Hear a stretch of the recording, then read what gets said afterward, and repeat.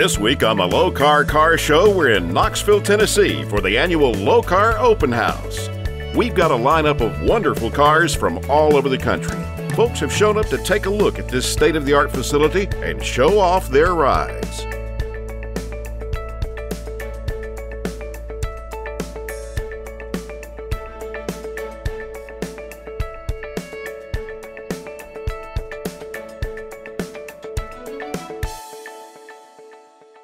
Mike Gifford and his wife were looking for a wagon to do some long-distance traveling in when a friend turned them on to this 1962 Chevy Impala.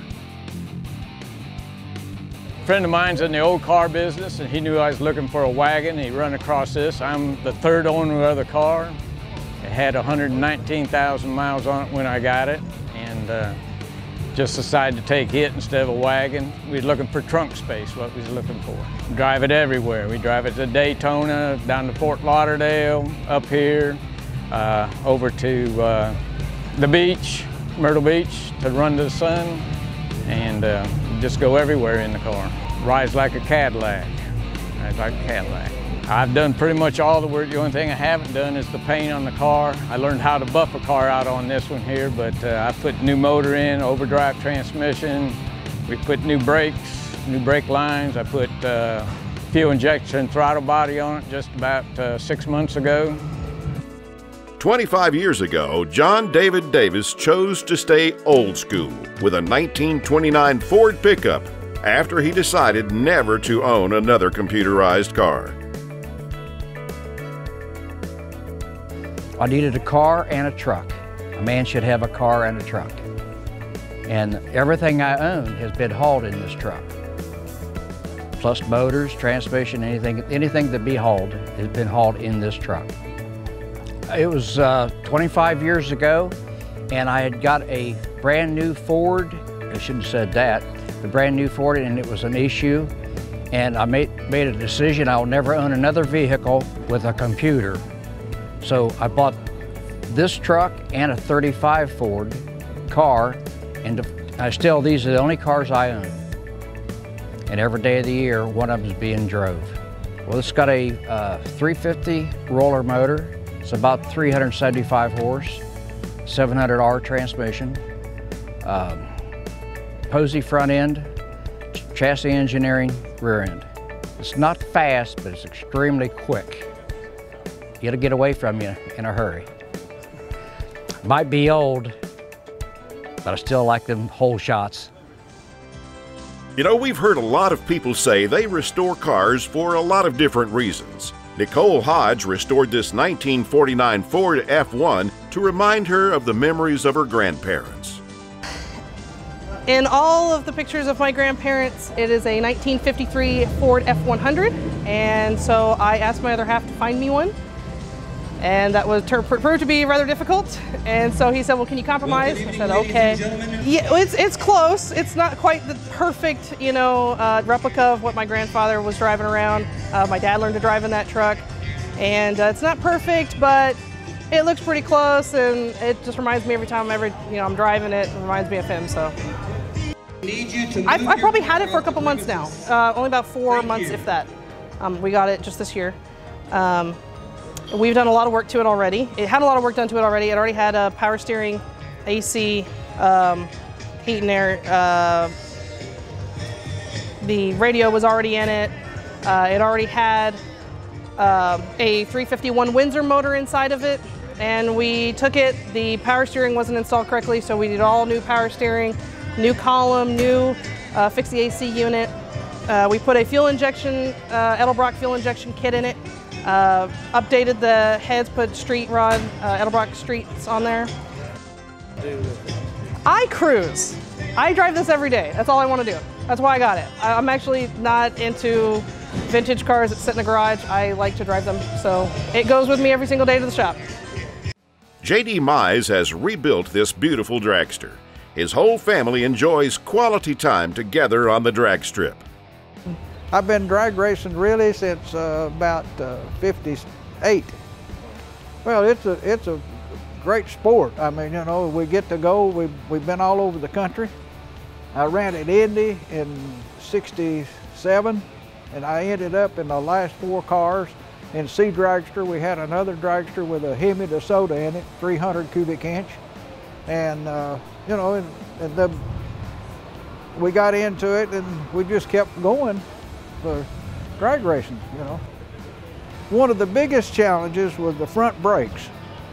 See, I had the original, it's got the original angle front end under it, and I found some Volkswagen wheel cylinders, and I modified and used the original hubs, wheels, everything, had the brake linings and had them relined, and that's how I got hydraulic brakes on the front of it. I was running rear brakes on it, and I couldn't get stopped in most places, see.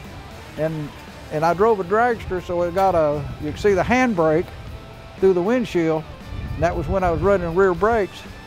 I couldn't have no line lock or anything on it, so I just put me a handbrake in there, and I could hold it on the starting line. I stage it with my hand, and then I could stop. We'll be right back with more amazing cars on the Lokar Car Show, presented by Original Parts Group.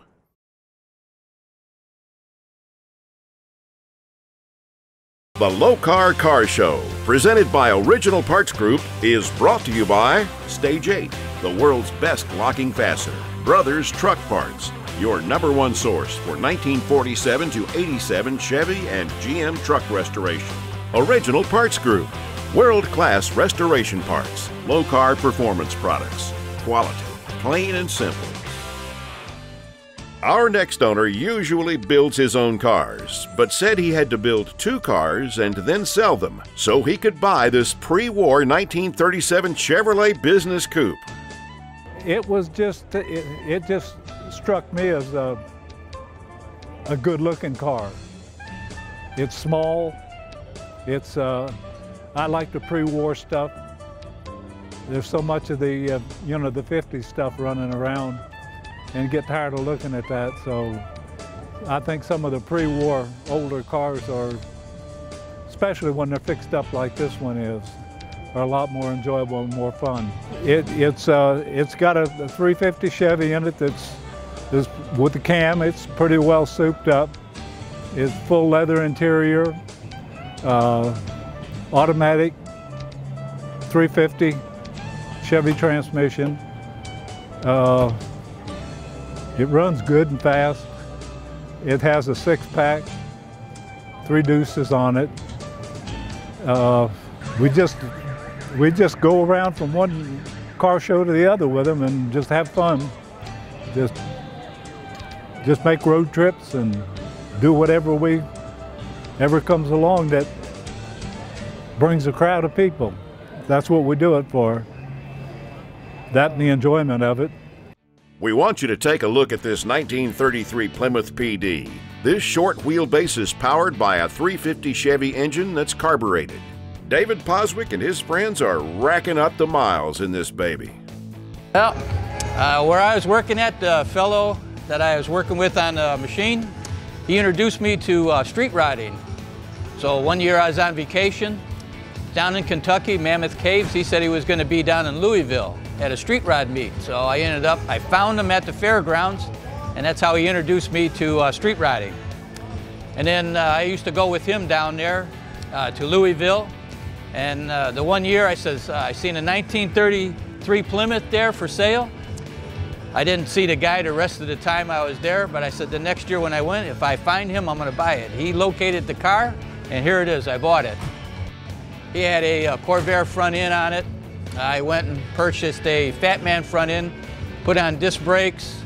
I have a 700R overdrive transmission, and the 350 motor's been rebuilt, bored out. Got somewhat of a large cam. It's kind of a little bit of a gas guzzler compared to today's cars. I ripped all the other interior out. I bought some bucket seats from a Honda Civic. Found a Amish fella that was doing interior work. He did the interior for me for a relatively cheap price. Yes, we're gonna head out on out west and try to go down Route 66 and see what we could see for the next 2 or 3 weeks. Every Lokar product is proudly made in America. Lokar's always eager to open up their doors and show off their state-of-the-art facility. We're glad to be here at this year's Lokar Open House. We've been doing this open house for about 16 years. We took a little hiatus for a few years when our old shop was getting a little tight. The neighbors were filling in, couldn't have as many people out, and it was getting real big. But we're back. This is the second year since we've started back, and it's getting bigger already. We love having everybody out. We try to give back to everybody, give them some free food, some entertainment, have them come out and enjoy seeing the cars before the show. Guys got to get here and get registered, and give them something to do while they're waiting for the show. And our employees put out a lot of effort. They get the shop cleaned up. They keep it cleaned up while everybody's here. And we like to have everybody out for a good time.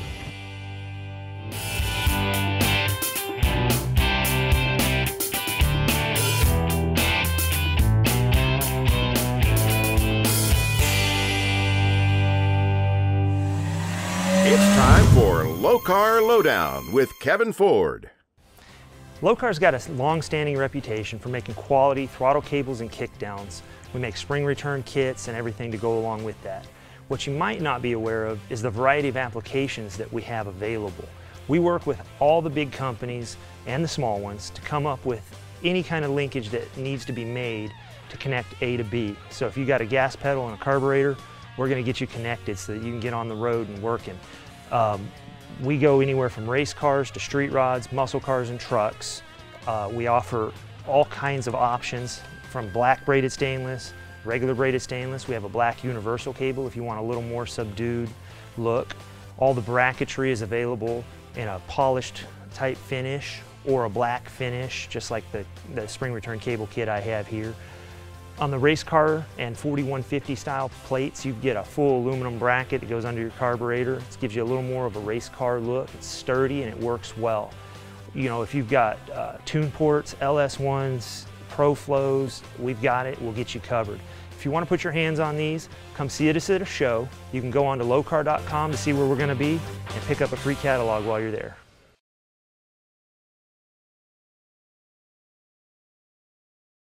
Welcome back to the Lokar Car Show, presented by Original Parts Group. Jim Gombas told us he chose this 1954 Chevrolet from his collection to bring to the Lokar Open House because rain was in the forecast, and he knew this Chevy is big enough to haul all his friends to the show today. Well, I've owned the car for about 28 years now. When I bought it, it was somewhat of an amateur restoration. It was about falling apart, and I was able to drive it home, but I've gone through the car completely. I put another frame under it. It's got a small block in it and a Chevy Nova front suspension, Nova rear. It's 350 with a 200R automatic transmission. But I've done all the work on it myself. It's strictly a hobby, but I've been doing it forever. My first hot rod I had when I was 14 years old, and I'm 72 now, and there really hasn't been any breaks in between. Most times I've owned 2 or 3 at a time. Right now I think I have 6 cars, and 3 of them are drivable and the other 3 are projects. Garage time is a wonderful hobby. Just ask Milton Means, who built this 1929 Model A with his high school buddy. Well, it's a Model A Ford. It's got a TCI frame chassis underneath it. It's got a 289 Ford engine in it, automatic overdrive transmission, Jaguar rear end, has air conditioning, power windows, cruise control. It had a 327 Chevy sitting under the hood whenever I got it, but it didn't come home with that in it. Told the guy I won't bring it home with the Chevrolet motor in it. I get run out of town.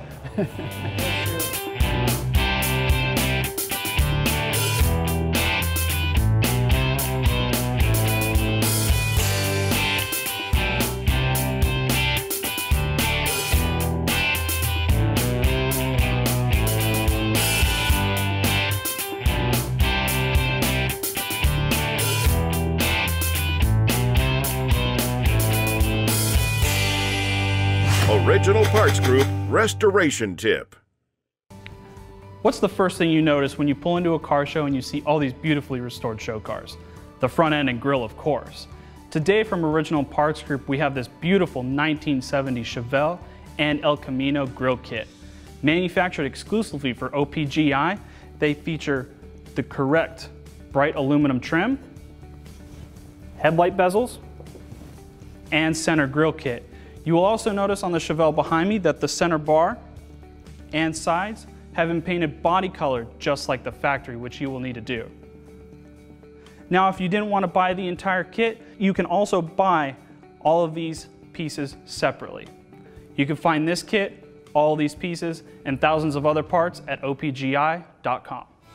We'll be right back with more amazing cars on the Lokar Car Show, presented by Original Parts Group.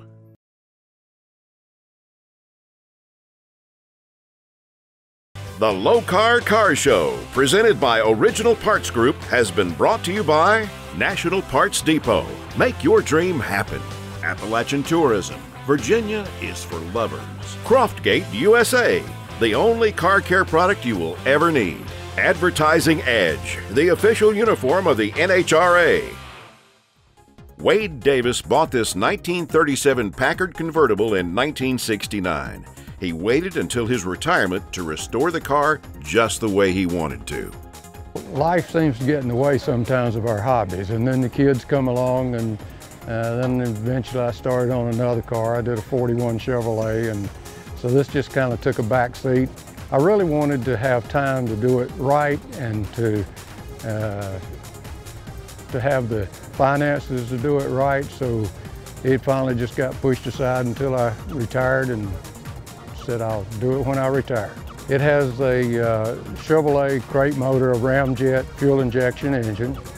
That I actually started on the car in 2000, and we took it down to Fat Man Fabricators in Charlotte, and Fat Man set up the front suspension, put his clip in it, and motor mounts and transmission mounts for small block Chevrolet. Originally I was thinking about putting a tune port in it, and then Chevrolet came out with this ramjet engine and decided to go that way. This restoration was the brainstorm of Larry Hammond, who said he always wanted to extend the cab of a GMC truck. Nice stretch, Larry. I found this body in Wisconsin, a stock GMC truck, and after 18 years, this is the finished product. It's been on the road 10 years. It's got 16,000 miles on it. It's 350, Camaro subframe, Camaro 10-bolt rear end, disc brakes all the way around, power steering, power brakes, cruise control, air conditioning. Oh, I'm a retired machinist. I did some of the pre-metal and extension of the frame and stuff like that, but I am not a painter. I had it finished and painted and electrical work done and the upholstery. Little trailer is from Bebops, which is out of Tennessee. It's all fiberglass. I had it behind a 36-gram two-door sedan for 18 years.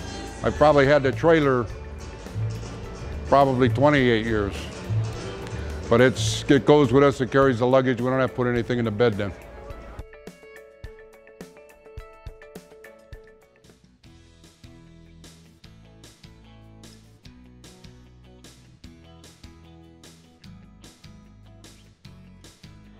Each week, Croftgate USA Car Care Products picks the best of show from the Lokar Car Show.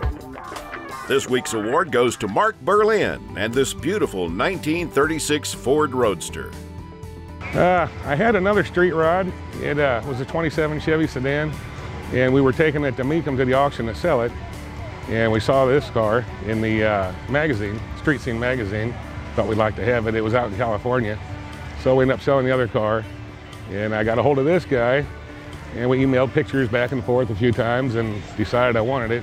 And it was just a pile of parts, so it was kind of bought sight unseen. I had it shipped to my house, and that was in ‑07. And I just started from the frame up, frame sandblasted, powder coated.